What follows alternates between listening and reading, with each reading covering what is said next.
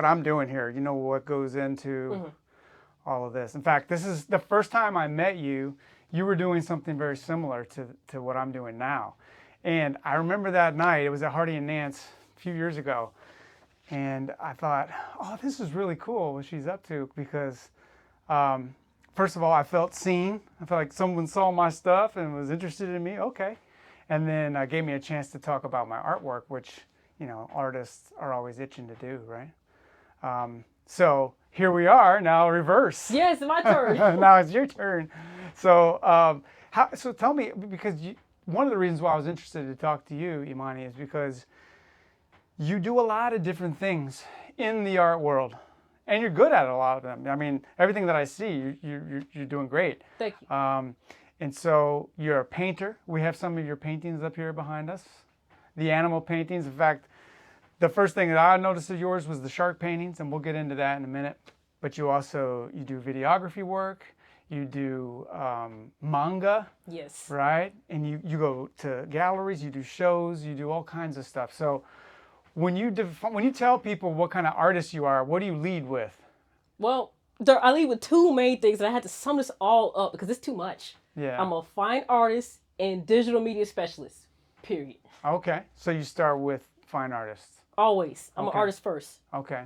And so did you start painting? Is that where you started your art world? No, I mean, I started my art when I was like 3 and 4 years old, painting on the walls. Okay. And I painting on the walls. I'm sure your parents love that. I don't think they did, but right. Actually, I started drawing. The first things that I can remember drawing was my family and my brother's Pokemon cards. Okay. So that was like that 1 and 2 thing. That's what I remember at the age of 5 or 6. Then I used to love drawing characters out of coloring books, SpongeBob, basic stuff a kid would like normally see. Then as I got older, I really loved comic books out of a newspaper. Yes, I'm that old. Out of a newspaper, okay. The newspaper had a lot of comic book strips, like Boondocks. Okay. And I loved that. So I started making my own little short stories that thought I could sell for 25 cents in my front yard. Nobody bought it. But that's when I started drawing. I just love creating nothing out of something. A white piece of paper and a pencil was my favorite toy to play with. Okay, cool. Wait, so let's go back. You just said you sold 25-cent comic strips in your front yard? Well, that was the vision. I didn't do it. but you set up like a lemonade stand sort of thing? That was the vision, but I didn't happen. Okay. You know, I wanted to do it. That was my idea. I said I could sell this for 25 cents. You know, I had a lot of ideas as a kid. I always had an entrepreneurial mindset when I was a kid. I didn't know that. Yeah. But back to the paintings. I say when I got a little bit older, I was homeschooled, and my mom had us playing the music. I just told her, I said, I don't like music. I want to draw. She knew that. So she told me, like, watch some YouTube videos and, you know, bought some art books. And we started doing that. So she really tapped into my art talent, you know, developed that. Don't just let it sit there. So when I was like 13 and 14, I started really going into buying professional art tools, not just Crayola crayons. I bought pastels, graphite pencils, charcoal pencils, and I started really making art. So portraits and detailed portrait drawings were my first things I actually really did. Okay. So you started in portraiture, so like the classical style. Charcoal portraits, and I was like really good at that. Okay, cool. And so is that something you still do sometimes? I can do it. I can do it even faster. It would take me weeks, and I can do it in like seconds. So, but painting and drawing people kind of got boring for me.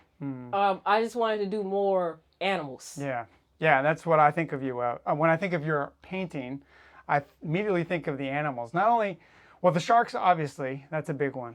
But another thing that I notice in a lot of your animal paintings is wide open mouth. Okay, I can explain that. Yeah. So what's the story behind that? Because it's really cool, and it always invokes emotion in me, right? That's the point. I like movement and motion and emotion. You know, one of my favorite styles of art was called Romanticism, and that had a lot of movement in the waves and the trees, and so I kind of focused on that motion.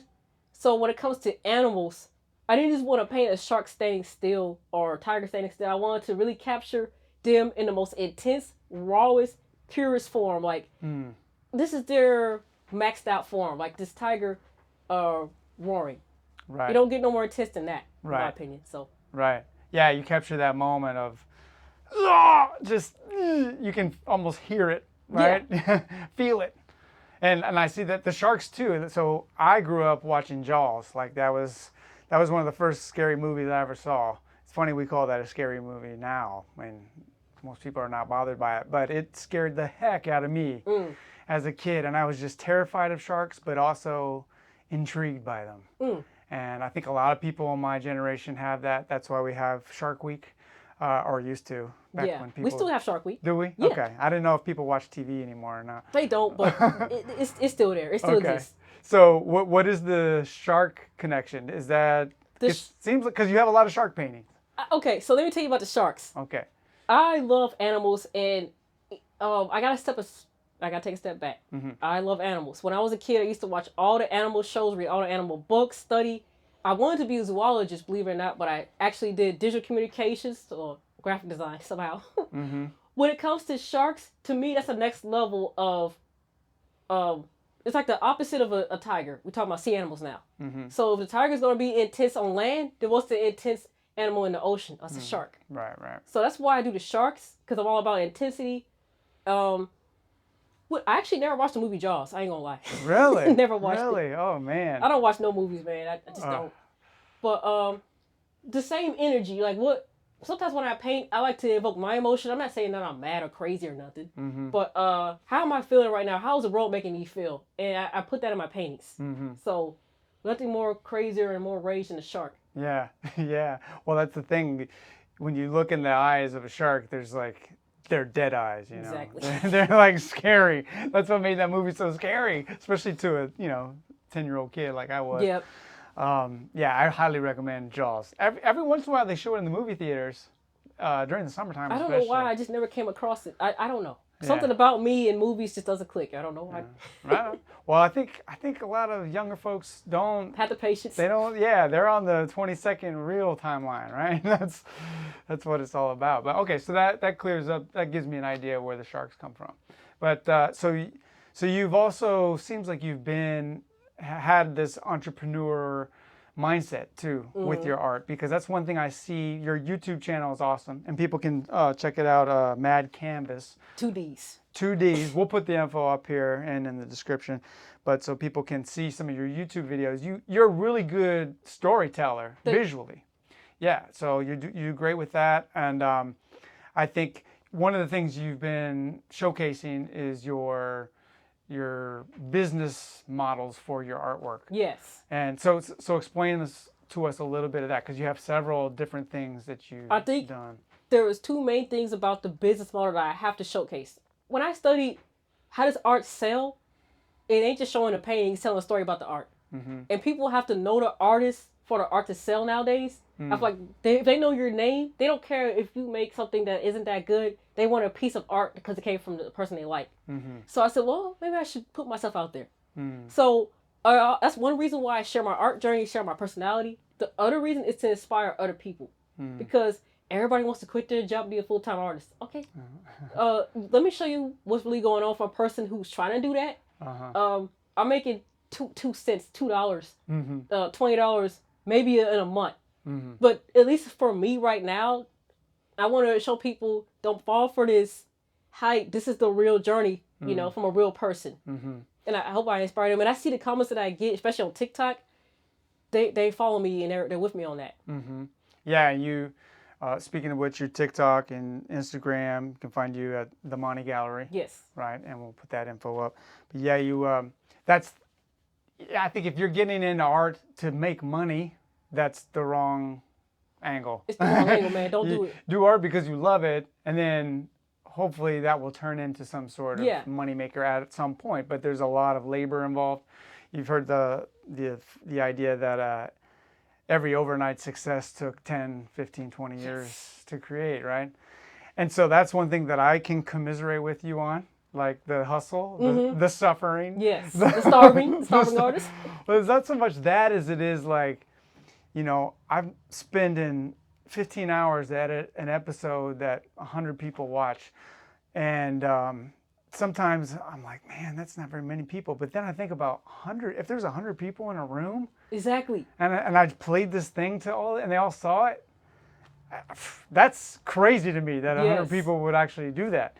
And so that is inspiring. But we get kind of jaded with this whole social media world where you got to have hundreds of thousands or millions of views. I really want to dive into this one right now. Okay, go for it. First of all, me and my friend recently had a reflection of the year.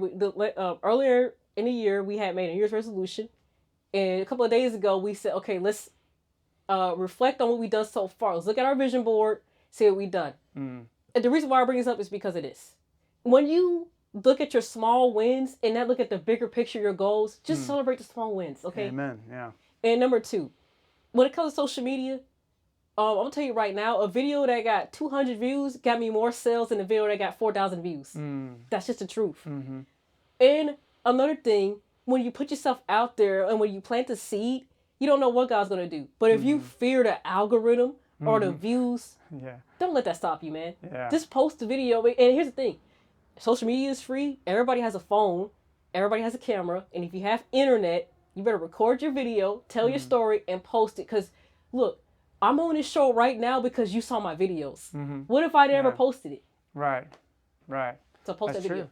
Yeah, and also because of I saw you out there doing this, doing a version of this, talking to people about their art. In fact, I like to show a little, I'll do a little screen record of that interview that you did of me way back in the day. This is about suffering and grinding through it, take another step, and everything's going to be okay. That's what this is all about. Anyone who's ever ridden a bike in a competitive way knows how hard it can be, or even in a non-competitive way, even if you're just trying to better yourself, you're trying to get up that hill or get your best time or do whatever, you got to suffer a little bit. And this is a reminder that, hey, suffering's good, makes you feel good. I like to hide little messages within my works, and if you look at it for a while, they'll kind of pop out at you. Definitely a grinder. That's the name of this piece, grind. I just love doodling. I love filling spaces with shapes. I don't really work on just one piece at a time. I work on several for like 20, 30 minutes at a time, and I'm always juggling. But, several weeks I've been playing with this. It's based off of one of my favorite cyclists, who is Julian Alaphilippe, who rides for the Deceuninck squad. This was from the Tour de France a few years ago. Him suffering on one of the grinds. He's a cool rider. That set my mind. I mean, you didn't know this back then, but in my head I was thinking, oh, that's a cool idea to talk to people about their art on camera. And I didn't think about doing it in a podcast form until I was out at an art show speaking to artists who I knew about their art and realizing, oh, I really enjoy this. And for a long time I've been looking for a project on YouTube, and I just couldn't find the right one that got me up in the morning. And then I realized, oh, it's this. Let me talk to people about their stuff, and like we're doing right now. That's awesome. I love your show. And you want to know what inspired me to do that? Here's the truth. I don't like telling people this. I was drawing every single day, and I messed my wrists up. Oh. I messed my hand up, and I couldn't draw no more. And instead of me being jealous and petty and not want to look at nobody's art, I said, you know what? Since I can't draw, I'm using my other talent. I'm the video. Okay. So I started reaching out online. At the time, it was webcomics on this place called Webtoons. Yeah. I started interviewing them. And I said, I could use my talent to help other people out instead of sitting in my room not making nothing. Yeah. And then I took that online thing into real life. I brought my camera, brought a microphone, and I said, I'm going to try it, interview it. I'm not good at interviewing people, but I'm going to try it. It was nerve-wracking. And I saw you. I saw your art. And we were at Hardy, and I said, this is a good opportunity for me to help others. Since I can't make art, I can help other people showcase their art. Right. Because I know how hard it is to do production for other people. They might not have the time or skills. I said, I'll do it for them. So that was my way of staying in the art community until I healed up. Now I'm back now, so I can draw. Okay, right. But I'm still going to, when I have time, edit some videos. I didn't realize that you were injured, and that kind of... Very injured. But see, that's how, God uses things for his good, right? And what we think is bad at the time often will turn into something that benefits you. Yes. And so you're also, how many people have gotten injured from drawing too much? It's a wrist tendonitis thing, carpal tunnel. Okay, right, I got you. And it was drawing, also doing other things, but just too much movement with my wrist. Yeah. And it's really making my book is what caused it. But I'm not going to talk about that. No, pull it out. Actually, that's because it's on my list. So you made a comic book, manga. Is that what you call it? Manga book? Yeah. Okay, manga is just the Japanese version of a comic book, right? Okay, cool. What's it called? It's called Bleakville, and it's my passion project I've been working on before I started painting. While I was painting when I was 14, so it was about 14 years ago. Okay. Do the math. I was working on my side project, which was by manga. Because Okay. remember when I was a kid, we talked about the comic books? Yeah. So making manga was also a big thing that I like to do. Telling stories, and you said I was a good storyteller. Well, making a manga requires drawing and writing. And so it's a lot of work. So that's something, because I'm a comic book fanatic. I love comics. I'm a DC guy. I love my Batman and my Nightwing. Me too. Okay, those Batman and Nightwing, number one for me. I do go over to Marvel for Deadpool sometimes. But one thing, I tried to do it on my own as an experiment during COVID, actually. Playing around with doing a comic book. There's so much planning involved. There's like, you really have to know what you're doing, and like leaving space open for the dialogue, and it was hard for me. And I realized, man, these people are putting in a lot of work. And when I did the research on how much comic book artists were getting paid, I was shocked at how low even these like big time people were making. Per page. I guess they get most of their income from other things. Yeah, they get paid through other things. A lot of them doing the Comic-Cons and stuff like that too. So I definitely tip my cap to anyone who's trying to do something like that. Now tell me, did you write the story first, or did you draw? Sorry. Okay, go, no, I'm sure, the story's first, right? It's always a mixture of both. Okay. The reason why I say that, I'm sorry to cut you off. No, you're good. When I write the story, I wouldn't say I'm the best writer. I was, especially back then. But to me, I'm a visual person. So I draw the characters. I might draw things that happen, and I write what's going on. Piece by piece, it came together. And let me tell you, last year, I was so locked in my story, I did no art markets. I said, you know what? I want to take this a little more seriously. My art market time is my free time. I got to cut it because I want my book to come out. Okay. So last year, I spent time every month mapping out each chapter. Like you said, a lot of planning involved, each dialogue, each character. Now I got it. So now it's just about sitting down and actually drawing it. Okay. Oh, so you haven't drawn it yet? I'm working on it every day. Okay. So, like, how big is it? I mean, how many, do you do it in pages or panels? How do you decide? Okay. So book 1 is 5 chapters, and each chapter is around 25 pages. Oh, dang. Okay. Right on. So that's like a regular serial comic book. Yes, I'm working with serial manga. And that's what I studied the industry to make sure that it's reasonable and up to par.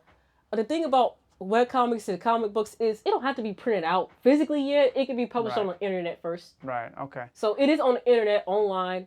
I'll send you the tag to share it. Yeah. We can put the info up here. You want to know what it's about? Yeah, of course. Okay. You say you like Batman, right? Yeah. It's inspired by Batman. Okay, cool.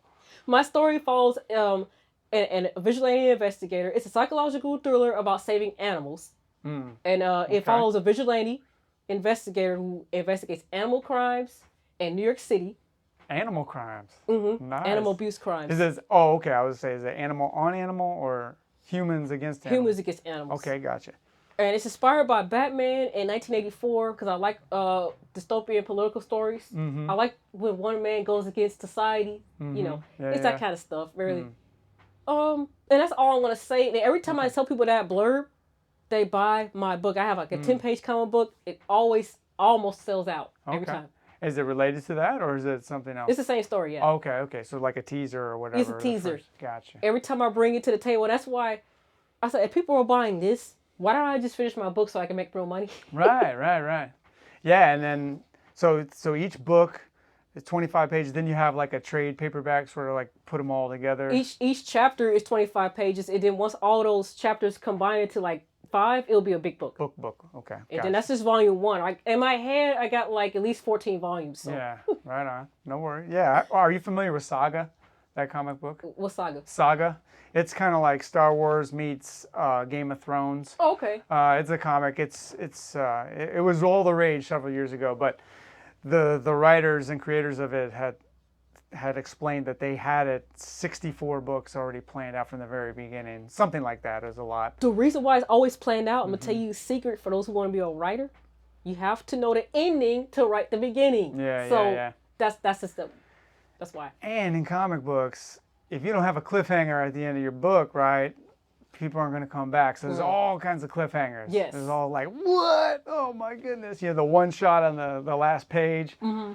Okay. All that's been planned out. I can't wait to scare everybody. Okay. Are there going to be any sharks in there? It's going to be a tiger in there. Okay, tiger. All right. Cool.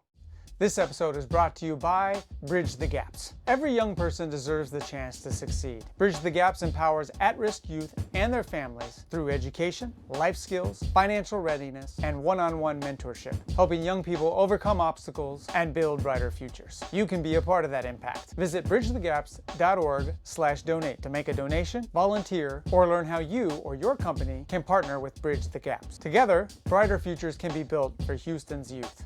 Now back to the show. So, all right. So you're doing manga. You mentioned about markets. What kind of markets do you do? The cheapest ones I can get in.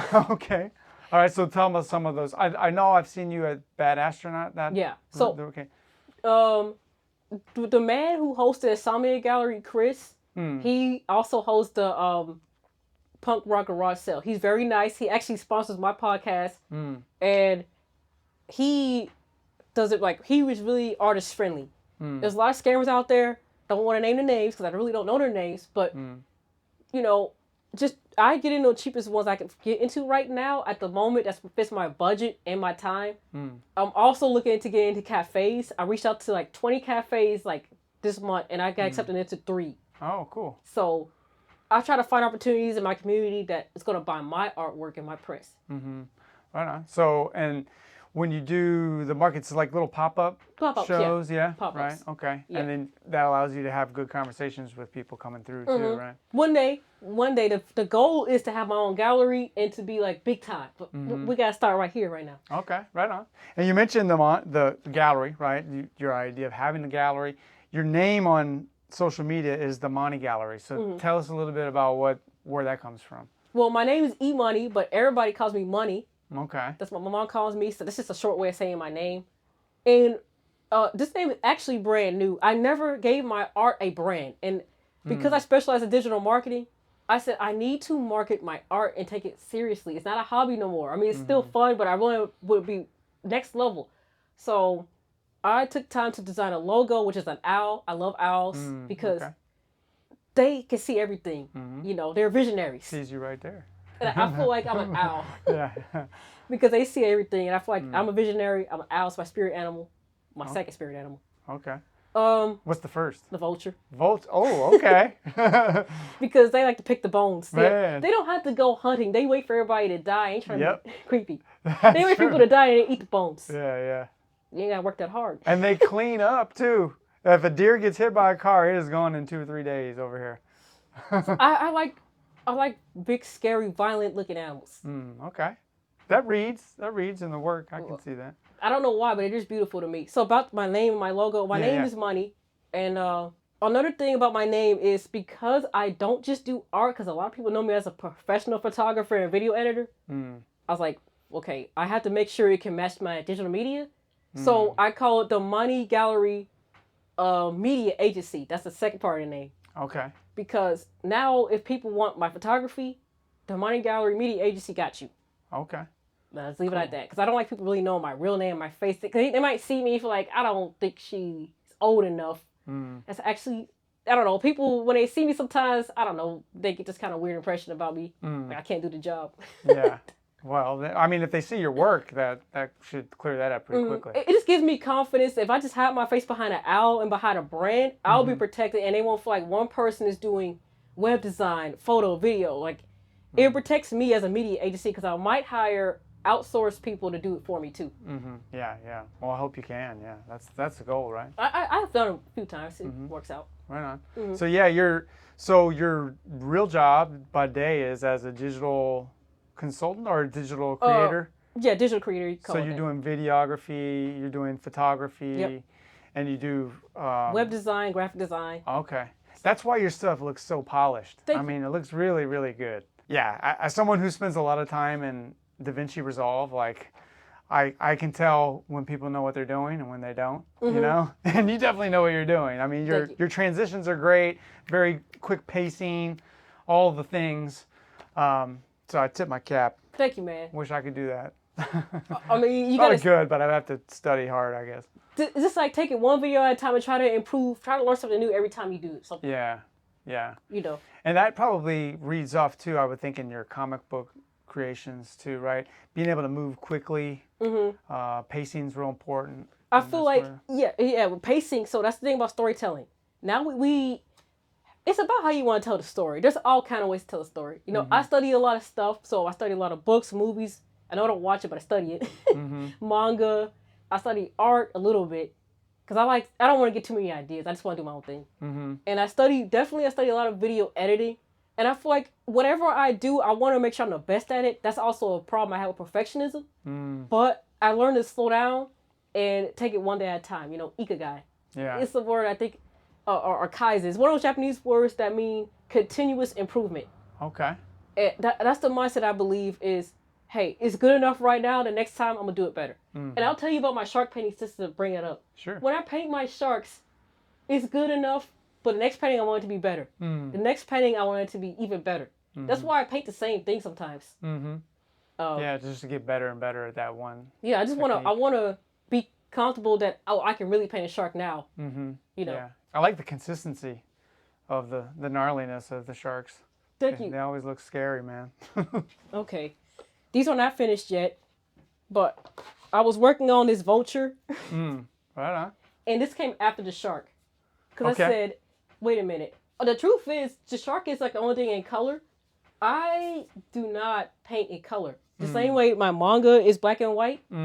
My artwork started off black and white. Okay. I literally recently just started painting in color like a few years ago. Really? This is brand new to me. All right. So learning about color theory and how to apply it to my paintings is very difficult. Yeah. Well, you have, with black and white, at least you learn value. And that's real important when it comes to color. I mean, any kind of painting, really. But to me, this is a level up from charcoal pencils. Yeah, for sure. Yeah. So the black and white was like charcoal pencils, but like just acrylic.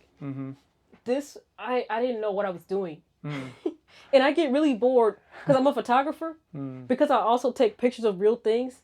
I get really bored painting something that looks exactly like the photo. It's kind of like the Picasso mindset. Yeah. I want to make it look not so realistic. Picasso used to paint really realistic. As he got older, he got bored of it and started painting like a kid again. Yeah. It does seem sort of impressionistic. You know, it doesn't seem like photorealism. Yeah. You get the main, like this one in particular, it's just because of the color. I don't know, there's a grittiness to it. The textures that you have in it. Thank you. They work really well. Quick pause, friends. Just want to let you know that the show is growing, the audience is growing, and as I build episodes, I'm also looking for sponsorship opportunities. So if you are an interested sponsor or you know someone who may be interested in sponsoring the show, please reach out to me at jeff@jefflungart.com and we'll see how we can partner together. Now back to the show. Tell me also about another thing that you've been documenting on your YouTube channel is actually on Instagram too, because you put a lot of videos on Instagram, is your mail club that you started. My mail club. Right. Okay. So what started that? And I know that's a lot of work, so. It's too much work. Yeah. But tell us about it. What made you decide I want to do this today? Well, I have an issue where every time I see something, I gotta do it. That's why I'm trying to be a black belt in Taekwondo. Okay. But my mail club, have you heard of Patreon? Oh yeah. So Patreon, when I got introduced into it, I saw other artists, but they were sharing digital work, like digital sketchbooks, and I wanted to do that. Now I didn't have a big following, so I got ahead of myself and started it. Nobody signed up, and that's fine. But at the end of the day, I didn't want to sign up to it. I said, I'm on the phone and on the computer too much. I don't want any digital art. It doesn't feel real to me to receive something in an email that I'm not going to check that's digital. So the physical mail intrigued me, and I was on TikTok, and a lot of people had these cute mail clubs. I said, I think I could do that. But I wanted to make something that represented what I would want to receive as an art fan. Not just a print, but a behind the scenes. You know, I'm all about behind the scenes. Yeah. My YouTube channel, interviewing other artists. Yeah. So what better to get a behind the scenes than a sketch? So I gave them a print and a sketch. And then along with the sketch, I said, what if they color it?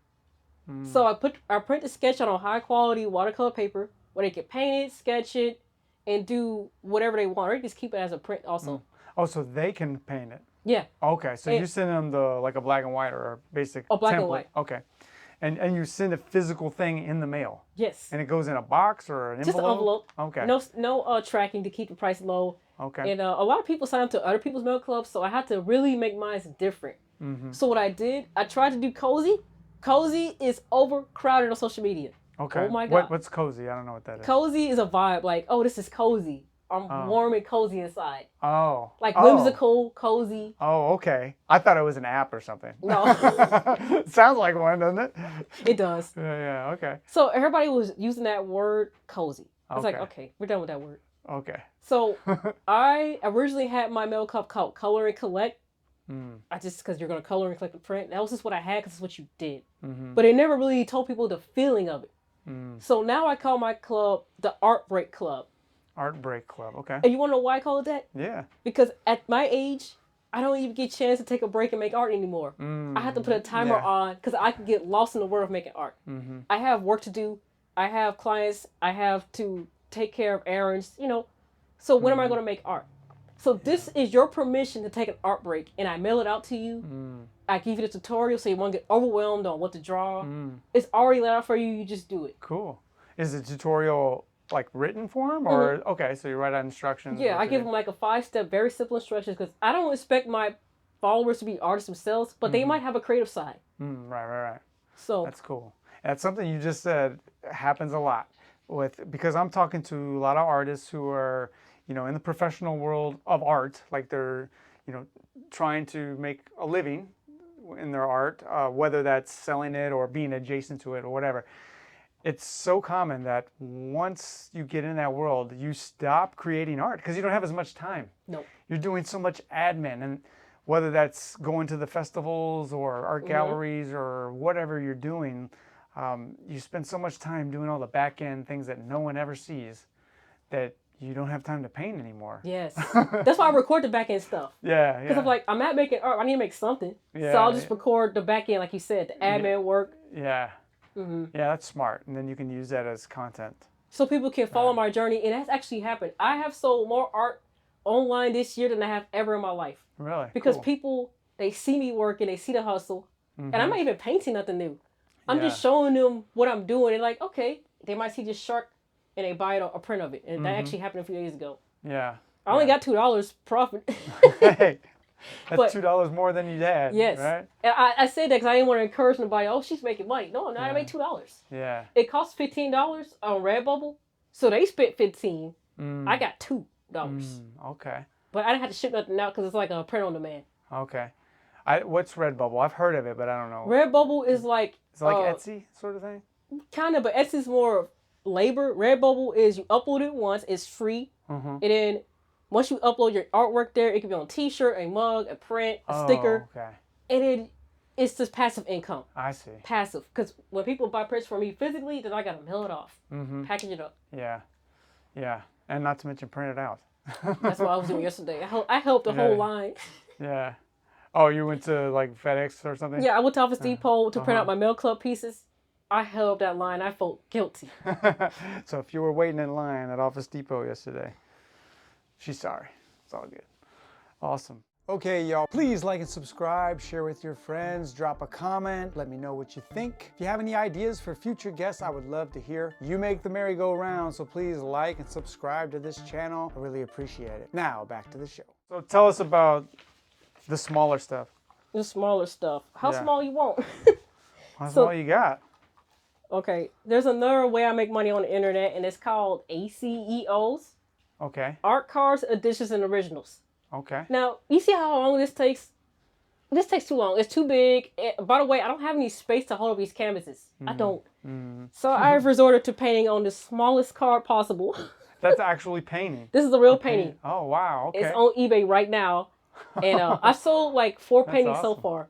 That's awesome. Show it up to that camera right there. There you go. Cool. It looks just like this. It's the same color. Yeah, it is the same color, but it is different. At first, I thought it was a print. No, this is the real thing. Wow. The print is actually in my mail club. I'll show you just a difference. This is 4x6 print. That's cool. Of the same piece. The reason why I paint this small is because I don't believe I have time to paint this big anymore. At least at the moment. Doesn't that take just as long or longer? I mean, when I do smaller work, I seem to just cover over the details. Well, that's why I messed up. I thought because I paint with so much detail, this takes a little longer, but not as long as this. This takes days. Oh, okay. This takes literally maybe 2 hours. Okay. On a bad day. On a good day, because I have to wait for it to dry. And I like detail, so. Right on. Is it oil or acrylic? This is gouache. Gouache. I love gouache. Okay, yeah. That's cool. The color is really rich, so that makes sense. This is another way I try to make money on the internet. I sold on eBay. It's a big market on eBay. They bid on the cards. I've made so far $40 selling these, bro. Oh, cool. And like I said, I make prints or I reproduce it. And these same prints will go to art markets, my mail club, and just in general. So that's called ACEO, you said? Art cards. And they're the size of Pokemon cards. So it's like collectibles, yeah. Yes. Okay, cool. And here's the thing. Look, not everybody can afford pieces like this. I'm not selling this for $14. Right. But I could sell this for $14, $30, $20, whatever. Yeah. That's good. That's good. And I think there's, when you go to the Comic-Cons or where people are selling the collectibles, that's another. I've seen people sell their art, their original art at those places too. Okay. In collectible form, like small cards or because, we're, especially Americans, man, we just love to collect stuff. Consumerism, man. Yeah, man, but this is original. Yeah, it's original. That's even cooler. Like you get a Pokemon card, that's, it's just a print, but this is original art. And honestly, it's not even about making money. I mean, I'm trying to make art pay the bills. It's one of my TikTok series, making art pay the bills. But realistically, it's fun for me to do this. I really enjoy it, and I feel bad when I don't get to make art. Yeah. But these small pieces, I've made so much art this year than I have in the last 3 years. Right on. Just because it's so small, I can finish it faster. That's awesome. So if you want some of your own of Imani's work, go to the ManiGallery.com, right? Also follow you on Instagram. We'll put all your information up here and in the description. The Imani Gallery across Instagram, TikTok, and then also on Facebook. And then you're also on YouTube as Mad Canvas with 2 Ds. We'll put that up there. But before we go, Imani, we have to do our rapid fire questions. Oh, I'm ready. Okay, so everybody gets the rapid fire questions. Don't think too much about this. Just give me the first answer that comes to your mind. These are either or questions usually, but this gives us a little idea of who you are behind the canvas. Okay? All right, so the first one is coffee or tea? Man, dang it. Hold on. I'm not going to think too much about it. Tea. There you go. Right. You mentioned matcha earlier before you came in, right? So tea. All right, okay, tea. Gotcha. All right. Sunrise or sunset? Sunrise. Okay. Movie theater or Netflix? Movie theater. Okay. Even though you don't watch the movies. Yeah, but I do like going to the movies. Do you? Okay. Right on. All right. You should definitely check out Jaws when it comes back in the theater. All right. Forest or beach? Forest, because the beach is too hot. Okay. Amen. Sweet or savory? Sweet. Sweet. All right. Plan or no plan? Always a plan. Always. You seem like a planner. Yeah. You got your stuff in order. City block or country road? City block, because I recently went to New York City. Okay. Right on. Did you have a good time? Yes. All right. Was it hot? It was raining and it was cold and my umbrella fell apart, but I had a good time. Okay. All right. Good. Rainy and cold sounds about right. Early bird or night owl? Early bird. Okay. Here's one just for you. Naruto or Sailor Moon? Naruto. I grew up beating up people. Okay, cool. All right. Work large or small?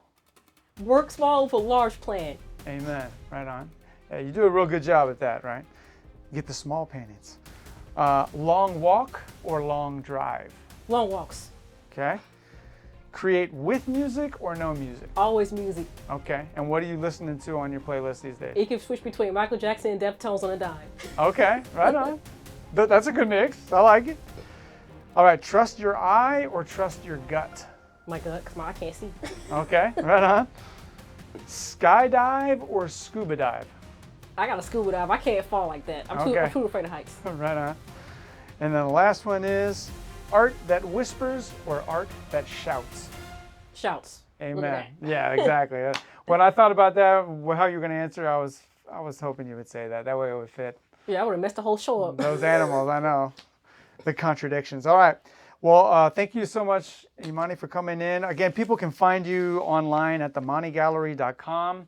The best way to find you is on Instagram. You do real good about all your updates. You have a newsletter. People can sign up for that. And follow your videos on YouTube, TikTok, all of the things, right? Yes. Thank you so much for joining us. Thanks for having me. Our pleasure. And we'll see you again next time, y'all. Peace.